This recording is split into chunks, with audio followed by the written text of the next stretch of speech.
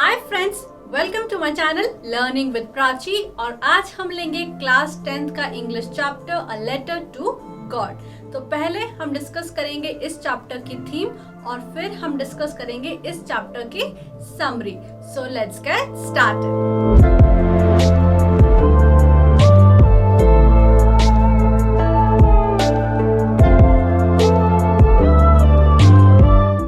तो दोस्तों, इस चैप्टर में बात हुई है एक फार्मर के जिसका नाम है लेंचो।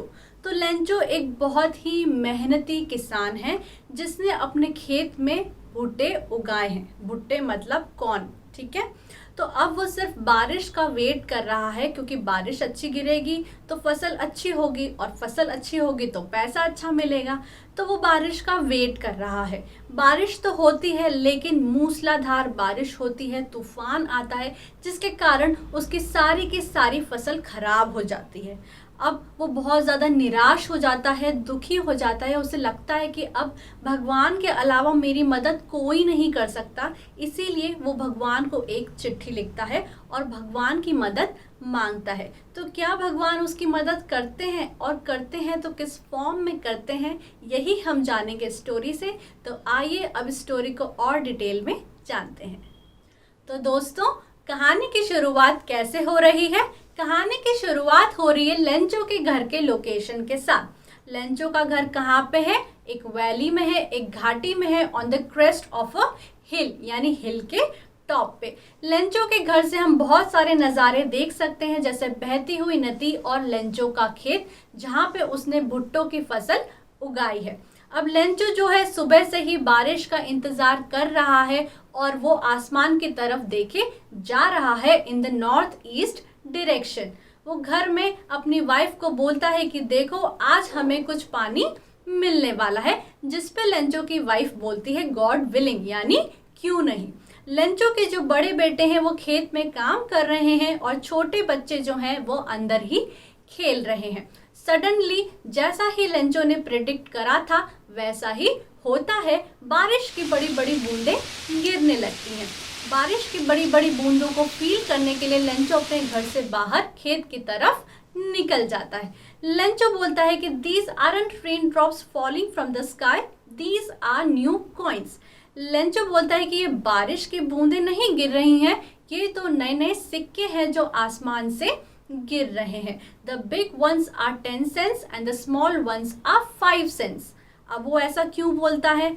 आप और मैं सभी को पता है कि एक किसान के लिए बारिश कितना ज़्यादा इम्पोर्टेंस रखती है। जितना ज़्यादा खेत को बारिश का पानी मिलता है फसल उतनी ही अच्छी होती है और फसल का मार्केट में उतना ज़्यादा प्राइस मिलता है, जिसको कमा के जो एक किसान है अपना घर चला पाता है। तो इस बारिश को देख के हमारा जो लेंचो है वो बहुत ज़्यादा खुश होता है। वो अपनी भुट्टो की फसल को देख रहा है, उसके आसपास जो प्यारे प्यारे फूल हैं उनको देख रहा है और बारिश को देख के बहुत ज़्यादा खुश हो रहा है।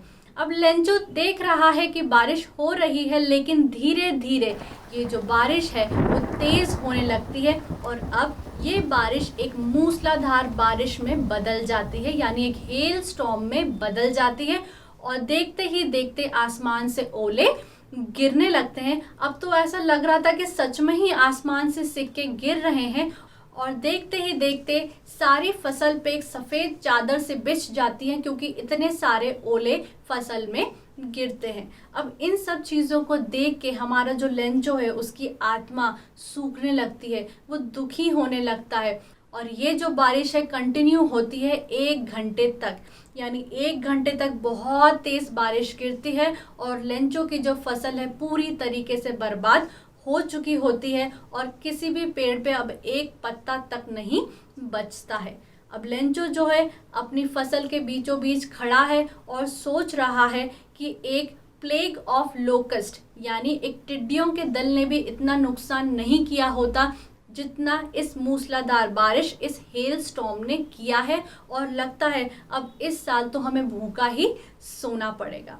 उस रात लेंचो पूरी रात सोता नहीं है और यही सोचता रहता है कि अब भगवान के अलावा उसकी कोई भी मदद नहीं कर सकता, क्योंकि भगवान तो सर्वव्यापी हैं, वो तो सभी जगह प्रेजेंट हैं, वो तो देख सकते हैं कि हर किसी की ज़िंदगी में क्या चल रहा है। Lencho was an ox of a man, यानी लेंचो एक मेहनती किसान था, लेकिन वो पढ़ना लिखना जानता था। इसीलिए वो सोचता है कि मैं भगवान को लेटर लिखूंगा। इसीलिए वो भगवान को एक लेटर लिखता है जिसमें वो बताता है कि भगवान, हेल स्टॉर्म के कारण मेरी पूरी ही फसल खराब हो चुकी है। अब मुझे 100 पीसोस की बहुत ज़्यादा ज़रूरत है ताकि मैं नई फसल उगा सकूं और नई फसल आने तक सरवाइव कर सकूं।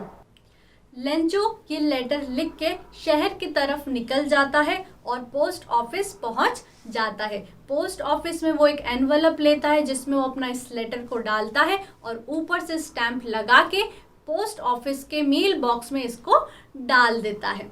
अब लेंचो का ये लेटर जब पोस्टमैन पढ़ता है तो वो बहुत ज़ोर ज़ोर से हंसने लगता है और लेंचो का ये लेटर अपने बॉस पोस्टमास्टर के पास ले जाता है।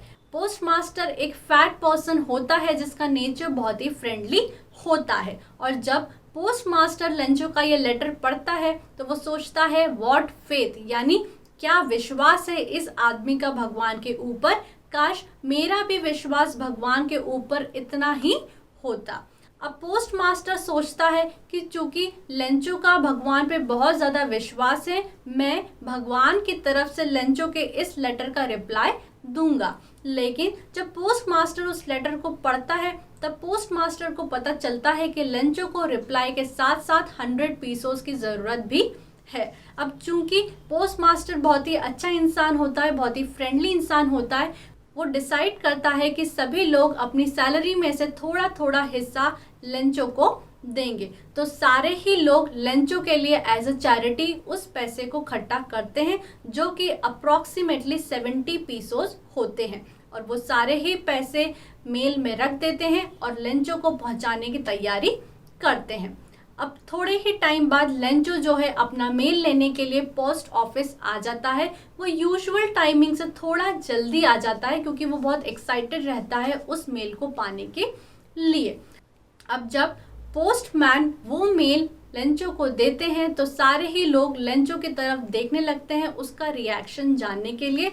लेकिन लेंचो जब उस मेल को खोलता है, Lencho showed no sign of surprise, यानी लेंचो जब उस मेल को खोलता है और उसमें पैसे पाता है तो लेंचो बिल्कुल भी सरप्राइज नहीं होता है, क्योंकि उसका भगवान में बहुत ज़्यादा विश्वास होता है और उसे पता ही था कि भगवान उसकी मदद ज़रूर करेंगे। लेकिन जब लेंचो उन पैसों को गिनता है तो वो सिर्फ 70 पीसोस ही होते हैं, लेकिन लेंचो ने तो 100 पीसोस मांगे थे। तो लेंचो उन 70 पीसोस को देख के बहुत ही गुस्से से भर जाता है। वो वापस से पेन और पेपर लिखता है और भगवान को एक लेटर लिखता है। अब वो भगवान को लेटर लिख देता है, उसको एनवलप में डाल देता है, एक स्टैम्प उस एनवलप के ऊपर लगा देता है और मेल बॉक्स में डाल देता है।